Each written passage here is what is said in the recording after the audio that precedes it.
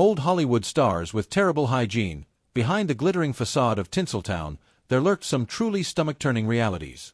For decades, the studio system manufactured perfection, presenting pristine celebrities who seemed to exist above ordinary mortals. Their smiles dazzled on magazine covers, their voices charmed over radio waves, and their faces loomed larger than life on the silver screen. But behind those tailored suits and glamorous gowns hid revolting personal hygiene habits that would shock audiences today. The gods and goddesses worshipped from afar often repulsed the very co-stars forced to work with them. From foul breath that ruined kissing scenes to body odor so intense it cleared film sets, Hollywood's most beloved icons were often less than pristine. Studio publicists worked overtime to conceal these unsavory truths, but decades later, the dirty secrets are impossible to ignore. Take Clark Gable, for instance, the undisputed king of Hollywood. Suave and sophisticated on-screen, Gable secretly suffered from severe dental problems. By his early 30s, nearly all of his natural teeth had been extracted due to gum disease, leaving him dependent on primitive dentures. These ill-fitting replacements left him with famously foul breath, so overpowering that his leading ladies dreaded kissing scenes. Sophia Loren, his co-star in it, started in Naples, reportedly kept her distance between takes, while others quietly complained but dared not confront him. Even more shocking, Gable refused to use mouthwash or mints, believing they would interfere with his acting, leaving the king with a less-than-regal reputation off-camera. Joan Crawford, another Hollywood titan, had her own dental disasters. To enhance her striking cheekbones, she followed Marlene Dietrich's example and had several teeth extracted, creating a hollowed look. The result, however, was disastrous: spreading teeth, painful infections, and a permanently swollen upper lip that became part of her signature look. Despite her obsessive attention to beauty, cleanliness, and fashion, famously scrubbing her hands raw and maintaining immaculate homes, her mouth remained a source of constant problems. Insiders whispered about her worsening breath, especially during her years of heavy drinking, a contrast to the carefully curated glamour she projected on screen. Then there was Marilyn Monroe, the ultimate bombshell, whose hygiene habits were anything but glamorous. Despite her flawless appearance, Monroe was notoriously lax about cleanliness. Reports from co-stars and crew described her as someone who rarely bathed, refused deodorant, and often showed up unkempt beneath her polished exterior. Clark Gable himself reportedly found her habits off-putting while filming The Misfits, even though the world saw her as the pinnacle of desire. Her longtime makeup artist, Whitey Snyder, often had to freshen her up with baby wipes and powders just to get her camera ready. The disconnect between Monroe's public image and private reality revealed just how much Hollywood magic went into maintaining her allure. Howard Hughes presented yet another extreme. Once a dashing aviation tycoon and film producer, Hughes descended into a bizarre world of obsessive-compulsive behaviors and reclusive filth. In his later years, he refused to bathe, let his nails grow grotesquely long, and wandered around in tissue boxes worn as shoes. Despite his own disturbing habits, Hughes held impossibly high standards for the women he dated, refusing intimacy with anyone who had even the smallest blemish. His contradictions, personal squalor paired with demands for perfection in others, symbolized the darker side of Hollywood eccentricity. And then came Errol Flynn, the swashbuckling rogue adored by audiences in Robin Hood and Captain Blood. Off-screen, however, Flynn's alcoholism and reckless lifestyle wreaked havoc on his hygiene. His sweat reportedly reeked of alcohol, his breath worsened as the day went on, and he developed a habit of wearing the same clothes for days. Co-stars recalled that as his drinking intensified, being in close quarters with him became increasingly unpleasant. For all his dashing charm on screen, Flynn's personal habits revealed a far less heroic reality. These stories are just the beginning of Hollywood's hidden history.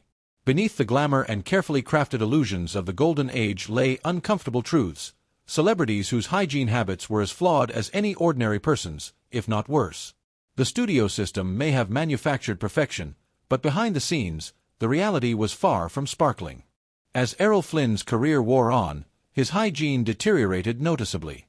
Studio costume departments began leaving subtle notes about his habits, with Warner Brothers wardrobe supervisors quietly refreshing his costumes more frequently than those of other actors. One supervisor even insisted Flynn's costumes be designed with extra panels that could be removed and cleaned without altering the look on camera, a technique normally reserved for stunts or action damage. Olivia de Havilland, his frequent co-star in films like The Adventures of Robin Hood, was among the few who could diplomatically broach the subject. Ever tactful, She would suggest that certain scenes might play better if he tried the mouthwash conveniently available in her dressing room. In this way, Flynn's dignity remained intact while the immediate problem was discreetly addressed. Then came Marlon Brando, whose method acting sometimes extended into what many co-stars described as method stinking. Brilliant in A Streetcar Named Desire and On the Waterfront, Brando also became infamous for neglecting basic hygiene. As his weight fluctuated and his health declined, his indifference toward bathing and deodorant only grew stronger. By the time he filmed Apocalypse Now in the late 1970s, director Francis Ford Coppola and the crew had to contend with not only Brando's creative unpredictability but also his overpowering body odor. Even in the early 1950s, during A Streetcar Named Desire, co-star Vivien Leigh privately struggled with his pungency during their intensely physical scenes. Ironically, Brando's sweat-soaked appearance in the famous Stella sequence was not just performance, it was simply his natural state on a hot day. To some degree, Brando's refusal to maintain Hollywood polish seemed intentional, an act of rebellion against an industry obsessed with glamour. Yet for colleagues forced into close quarters, it was less a bold artistic statement and more a daily challenge. James Dean, another icon of rebellion, shared similar habits. Though his career was tragically brief, his disregard for hygiene became part of his mystique. Dean often wore the same clothes for days, if not weeks, without washing them, and his bathing routine was erratic at best. On the set of Rebel Without a Cause, director Nicholas Ray had to address complaints from crew members about Dean's odor, while co-star Natalie Wood endured romantic scenes with visible discomfort.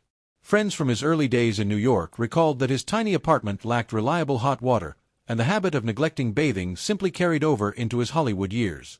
Director Elia Kazan, who gave Dean his breakthrough in East of Eden, wrote that Dean cultivated an earthy quality that extended to his hygiene, though even he had to step in during confined shoots.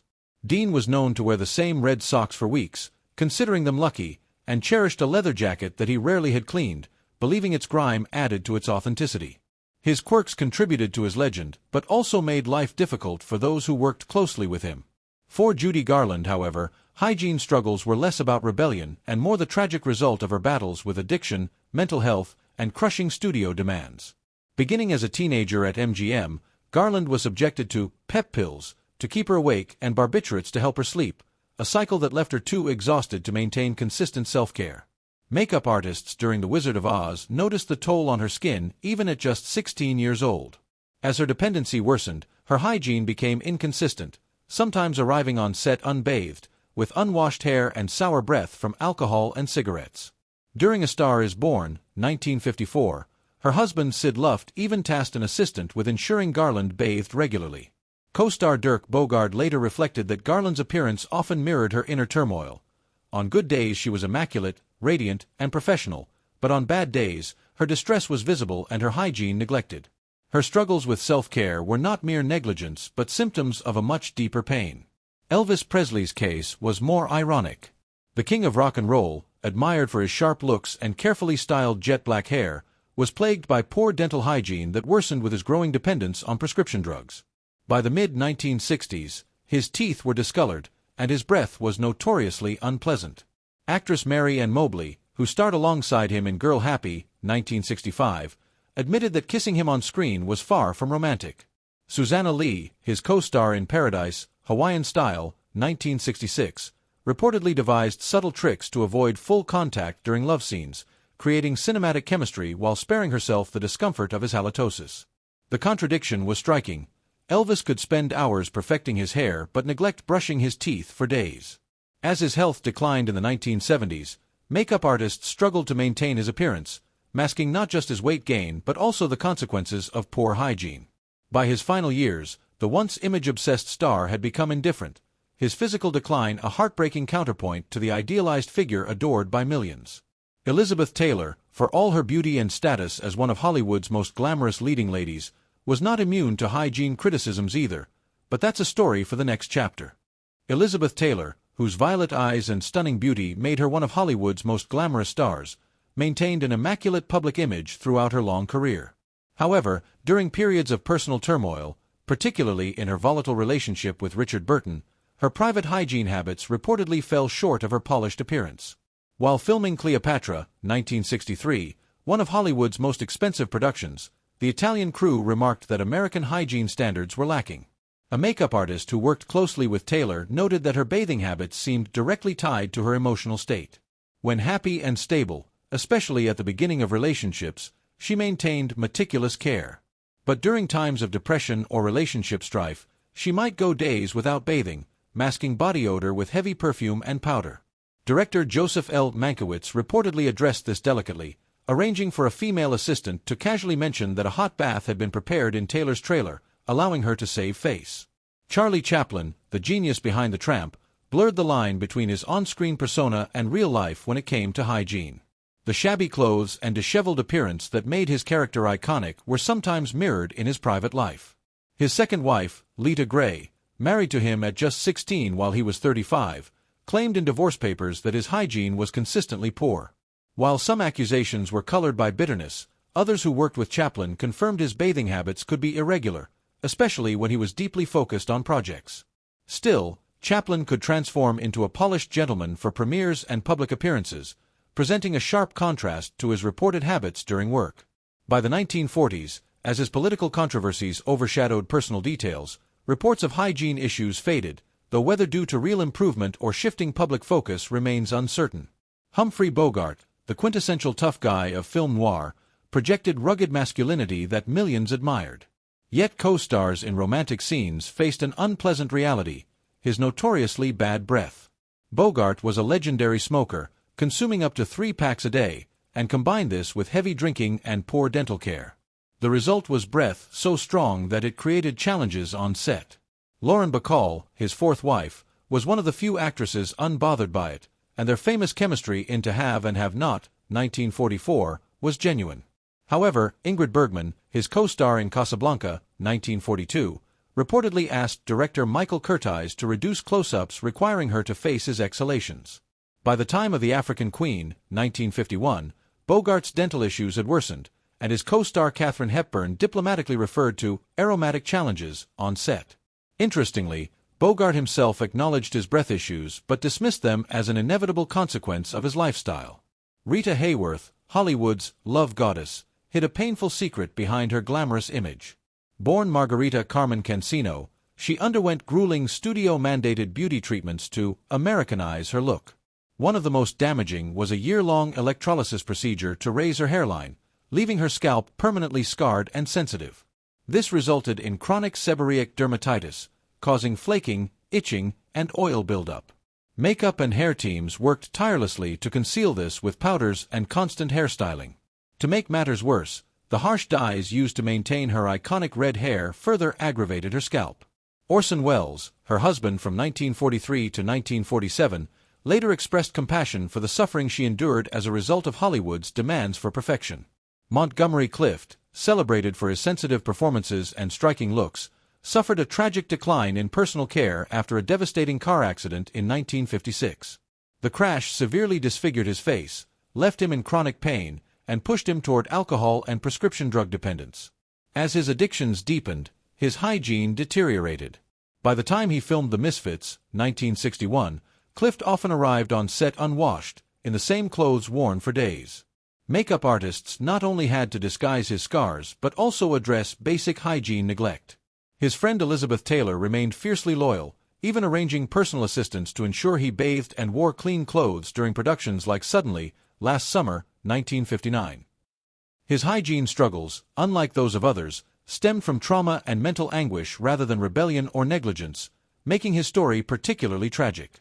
Tallulah Bankhead, the flamboyant stage and screen actress, took a completely different approach. She embraced her disregard for hygiene as part of her wild persona.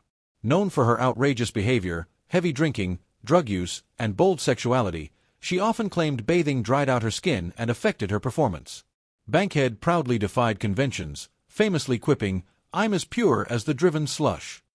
Her indulgent lifestyle of bourbon, cocaine, and late-night theatrics left little room for grooming concerns. By her later career, including her role in Die. My Darling, 1965, co-stars like Stephanie Powers described working with her as a multisensory experience that demanded resilience. Unlike others who concealed or denied hygiene shortcomings, Bankhead flaunted hers as part of her legend. And there you have it, the stomach-turning truth behind some of old Hollywood's most glamorous figures. Behind the polished images were struggles, eccentricities, and habits that studios worked hard to conceal. If you found these revelations fascinating and a little repulsive, hit the like button and subscribe for more hidden histories of Hollywood's biggest stars. Drop a comment sharing which hygiene horror shocked you the most, or tell us which legend you'd like us to investigate next. Remember, sometimes the truth doesn't just stink, it reeks.